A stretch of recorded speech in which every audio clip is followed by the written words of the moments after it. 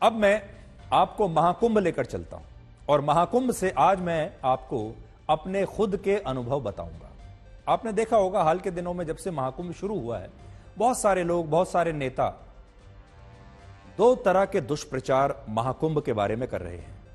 पहला तो यह है कि वहां पर बद इंतजामी है, वहां पर इतने सारे लोगों के लिए इंतजाम है ही नहीं, इसलिए वहां नहीं जाना चाहिए। और दूसरा, स्नान करने वालों के जो बड़े बड़े आंकड़े बताए जा रहे हैं, ये आंकड़े भी गलत हैं। तो सही क्या है आज मैं आपको बताऊंगा, और जो मैंने अपनी आंखों से देखा मैं आपको बताऊंगा। अभी तक हम अपने संवाददाता या हमारे कैमरे की नजर से आपको महाकुंभ की तस्वीरें दिखाते थे, रिपोर्टिंग दिखाते थे, लेकिन आज आप महाकुंभ का मेरा स्वयं का अनुभव सुनिए। महाकुंभ को लेकर जैसा मैंने कहा, दो प्रकार के दुष्प्रचार हैं। पहला, लोग कह रहे हैं जितनी भीड़ बताई जा रही है उतनी है नहीं, आंकड़े गलत हैं, महाकुंभ में भारी अव्यवस्था है। सच्चाई यह है कि मुझे प्रयागराज में एयरपोर्ट से लेकर रेलवे स्टेशन और बस अड्डे तक बहुत भीड़ मिली। वहां देश भर से लोग आ रहे थे, हर वर्ग के लोग आ रहे थे, छोटे बड़े, अमीर गरीब, बड़े बड़े खानदानों के लोग आ रहे थे, औद्योगिक परिवारों के लोग आ रहे थे, आम लोग आ रहे थे, पढ़े लिखे लोग आ रहे थे, विदेशी लोग आ रहे थे, अनपढ़ लोग आ रहे थे, मजदूर आ रहे थे, बड़े बड़े इंजीनियर और डॉक्टर आ रहे थे। कौन नहीं आ रहा था? तो पहली बात तो यह है, ऐसा लगा जैसे पूरी देश से और दुनिया में जो भी सनातन धर्म को मानने वाले लोग हैं, न जाने कहां से ये सारी भीड़ उमड़कर प्रयागराज में आ रही है। पूरे देश में श्रद्धा का एक ऐसा संगम यह बन गया है जिसने देश के हर वर्ग को जोड़ दिया है। कई लोग जो हैं वो कहते हैं कि सनातन धर्म लोगों को जातियों में बांट देता है, लेकिन जब मैं महाकुंभ में गया तो घाटों पर हजारों लाखों लोगों को स्नान करते हुए देखा, और ये लोग अपनी जातियों को भूलकर सनातन धर्म और उसकी परंपराओं का पालन कर रहे थे। इनमें कौन दलित है, कौन ओबीसी है, कौन ऊंची जाति का है, इसका भेद कोई नहीं जान सकता।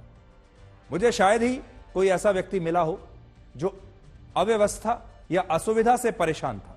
सबसे अच्छी बात यह थी कि अगर आप एक बार महाकुंभ में पहुंच गए, एक बार मेला क्षेत्र में पहुंच गए, तो आपको ना खाने पीने की चिंता करनी है और ना ही वहां पर रहने ठहरने की चिंता करनी है। वहां पर इतनी बड़ी संख्या में साधुओं ने, अखाड़ों ने, महात्माओं ने अपने अपने पंडाल लगाकर रखे हैं। जब आप सड़क पर जाएंगे, दोनों ओर आपको बड़ी संख्या में ऐसे पंडाल मिलेंगे, और उन पंडालों में आपके लिए खाना मुफ्त है। आप तीनों टाइम का खाना जब चाहें किसी भी पंडाल में जाकर खा सकते हैं। आपको ठहरने की व्यवस्था भी वहां पर मिलेगी। शायद ही कोई ऐसा व्यक्ति मिला मुझे जो अव्यवस्था या असुविधा से परेशान है। सबसे अच्छी बात यह थी कि जो मैंने आपको बताया, ना खाने की चिंता है और ना ठहरने की चिंता है। गरीब से गरीब आदमी को भी वहां पर पूरा खाना मिलेगा। किसी न किसी आश्रम में आपको मुफ्त रहने की सुविधा मिल जाएगी, खाने पीने की सुविधा मिल जाएगी। सोचिए, यह भारत की संस्कृति और सनातन धर्म की कितनी बड़ी ताकत है। आज महाकुंभ में अधिकतर संख्या उन लोगों की है जो इस बात से खुश हैं कि उन्होंने कुंभ में आने का उन्हें सौभाग्य प्राप्त हुआ। वो सोच रहे हैं कि उनके पुण्य और भगवान का आशीर्वाद ही रहा होगा उनके साथ कि वो आज इस महाकुंभ में आ पाए। हम लगातार आपको ये बात कह रहे हैं, 144 वर्षों में एक बार यह महाकुंभ आता है, और मुझे भी यह सौभाग्य प्राप्त हुआ कि इस महाकुंभ में मैं भी जाकर वहां पर पवित्र स्नान कर सकूं। अब तक महाकुंभ में 9 करोड़ लोग स्नान कर चुके हैं, और जिस दिन मैंने कुंभ में स्नान किया था उस दिन भी स्नान करने वाले लोगों की संख्या 45 से 50 लाख के आसपास थी। तो सोचिए, ऐसा कैसे कहा जा सकता है कि कुंभ में भीड़ नहीं है? और ये बड़े बड़े जो आंकड़े हैं ये फर्जी हैं। मैंने जो देखा वो ये था, बहुत भीड़ थी और सब लोग ये पवित्र स्नान करने के लिए वहां पर आ रहे थे। और जितनी संख्या बताई जा रही है, अब उसे एग्जैक्टली उतना गिनना तो संभव नहीं है, लेकिन मैं आपको बता सकता हूं कि लाखों की भीड़ तो जरूर थी। अब आपको बताते हैं कि महाकुंभ में अव्यवस्था की जो बातें हैं वो क्यों हो रही हैं। प्रयागराज 363 वर्ग किलोमीटर में फैला हुआ एक शहर है जिसमें 16 लाख लोग रहते हैं। ये याद रखिएगा, इस शहर में 16 लाख की आबादी है। अब कल्पना कीजिए, 16 लाख की आबादी वाले शहर में अगर एक दिन 1 करोड़ या उससे भी ज्यादा लोग पहुंच जाएं, पूरा जन सैलाब वहां पर आ जाए, तो क्या लोगों को आने जाने और चलने फिरने में थोड़ी बहुत तकलीफ नहीं होगी? क्या सड़कों पर भीड़ नहीं होगी? क्या सड़कों पर ट्रैफिक जैम नहीं लगेगा? क्या उस दिन गाड़ियों को रोका नहीं जाएगा? अगर सारी गाड़ियों को आप मेला क्षेत्र तक छोड़ देंगे तो वहां पर किसी के लिए भी पहुंचना असंभव हो जाएगा। कुंभ मेला क्षेत्र 40 वर्ग किलोमीटर में फैला है, जिसमें श्रद्धालुओं की सुविधा के लिए बहुत सारी व्यवस्थाएं की गई हैं। 30 अस्थायी पुल बनाए गए हैं, 1.5 लाख अस्थायी टेंट लगाए गए हैं। लेकिन प्रयागराज की जो सबसे बड़ी समस्या मुझे दिखाई दी वो है ट्रैफिक जैम। शहर की सड़कें तो वही पुरानी हैं, और ये जो सड़कें हैं ये इतने लोगों के लिए बनी ही नहीं है, क्योंकि जब इस शहर की प्लानिंग हुई होगी, ये तो बहुत पुरानी बात है। मुझे ऐसे बहुत सारे लोग मिले जिनकी ट्रैफिक जैम में फंसने के बाद फ्लाइट्स छूट गई, जो समय से एयरपोर्ट नहीं पहुंच पाए या रेलवे स्टेशन नहीं पहुंच पाए, क्योंकि मेला क्षेत्र से एयरपोर्ट तक या फिर शहर में बाहर निकलने तक बहुत बड़ा ट्रैफिक जैम लगा हुआ था। ये मुझे वहां की सबसे बड़ी समस्या लगी। लेकिन इस ट्रैफिक जैम को अगर आप छोड़ दें, क्योंकि जैसा मैं आपको बता रहा हूं, ये शहर जो है पुराना शहर है, सिर्फ 16 लाख लोगों के लिए ये इंफ्रास्ट्रक्चर बना है, क्योंकि आबादी 16 लाख की है। और वहां पर अगर एक दिन में 1 करोड़, 2 करोड़ या 3 करोड़ लोग पहुंच जाएं, तो आप समझिए कि असुविधा तो जरूर होगी ही। लेकिन फिर भी इतनी बड़ी संख्या में अगर लोग वहां पर स्नान कर रहे हैं और लोग प्रसन्न हैं, किसी को कोई परेशानी नहीं है सिवाय कुछ लोगों के। ऐसा भी है, वहां पर बहुत सारे यूट्यूबर्स वहां पर पहुंचे हुए हैं, बहुत सारे ऐसे लोग पहुंचे हुए हैं जो लोग लगातार वहां से रील्स बना रहे हैं। और उसमें कुछ लोग आपको जरूर ऐसे मिलेंगे जो थोड़े नाराज हो रहे हैं, क्योंकि शायद किसी का कोई अपना बिछड़ गया है, किसी को बहुत ज्यादा दूर तक पैदल चलना पड़ा है, या पहले से जानकारी ना लेकर आने की वजह से बहुत सारे लोग वहां खो भी जाते हैं या सही जगह पर नहीं पहुंच पाते हैं। लेकिन सवाल बड़ा यह है कि क्या आपको वहां जाना चाहिए या नहीं जाना चाहिए? तो मैं कहूंगा बिल्कुल जाना चाहिए। 144 वर्षों के बाद आपको एक बार मौका मिल रहा है। क्या महाकुंभ में स्नान करना चाहिए? बिल्कुल करना चाहिए। क्या वहां बहुत बड़ी असुविधा आपको हो सकती है? इसका जवाब है नहीं। जब भी आप भगवान के दर्शन, मोक्ष और आत्मा की शुद्धि के लिए जाते हैं, तो आपको कुछ ना कुछ तपस्या तो करनी ही पड़ती है। केदारनाथ हो, वैष्णो देवी हो, या और हमारे देश के बड़े बड़े मंदिर हो, वहां आने जाने या दर्शन करने में आपको थोड़ा बहुत कष्ट तो सहना ही होता है।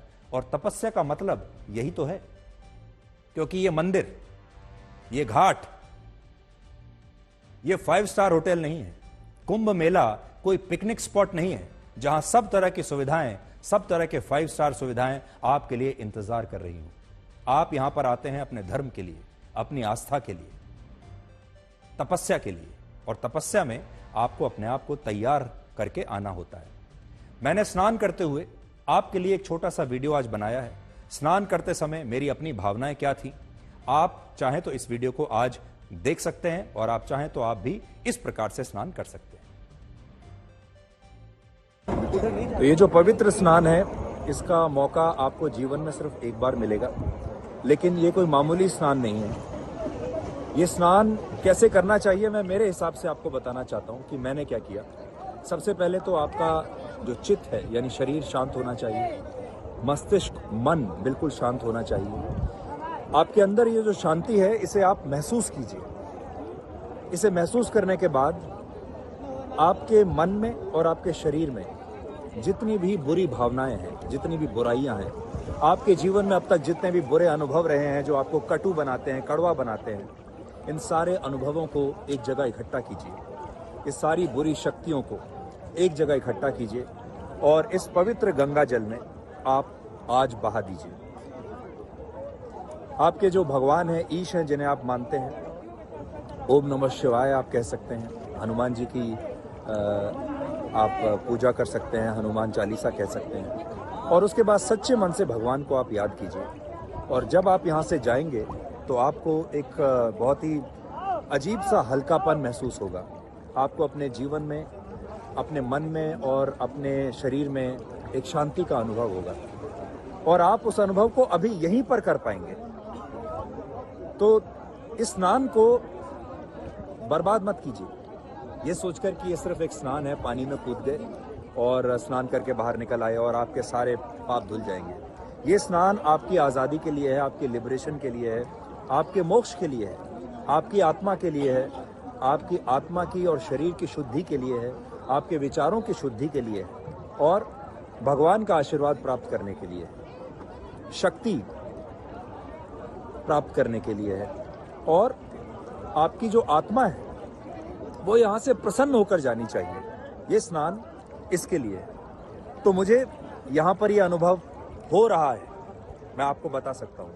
आपको अनुभव ये हुआ है या नहीं मैं कह नहीं सकता, लेकिन आप में से जो लोग आएंगे कोशिश कीजिए कि आप इस अनुभव को जरूर यहां से करें और ये अनुभव आप यहां से लेकर जाएं। हर हर गंगे।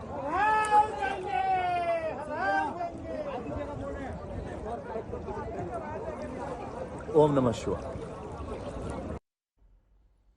तो मैंने आपको अपना अनुभव बता दिया। आप अपने शरीर को आराम देने के लिए, अपने शरीर को बेहतर और सुंदर बनाने के लिए न जाने कितनी सारी चीजें करते हैं, लेकिन आप अपनी आत्मा को सुंदर बनाने के लिए, आत्मा की सिद्धि के लिए, शुद्धि के लिए और शक्ति के लिए क्या करते हैं? मेरा आपको यही सुझाव रहेगा कि आपको महाकुंभ में जरूर आना चाहिए। अगर कोई कष्ट होता भी है तो इसे आप अपनी आत्मा की शक्ति के लिए जरूरी तपस्या मानकर आप सह लीजिए। आपको 2 बातें मैं बताना चाहूंगा। जब आप जाएं महाकुंभ के लिए, पूरी तैयारी के साथ जाएं, पहले से पूरी जानकारी लेकर जाइए। आप अगर एयरपोर्ट से जा रहे हैं तो आपको पता होना चाहिए कि एयरपोर्ट से आपको कैसे इस महाकुंभ के मेले तक पहुंचना है और घाट तक पहुंचना है। रेलवे स्टेशन से जा रहे हैं, बस से जा रहे हैं, तो थोड़ी जानकारी पहले से आपको जरूर होनी चाहिए। सर्दी का मौसम है, गर्म कपड़े जरूर लेकर आइएगा। और तीसरी बात, गंगा में जब आप स्नान करेंगे या संगम में जब आप स्नान करेंगे तो पानी बहुत ठंडा होगा, इसके लिए भी आप तैयार रहकर आइए।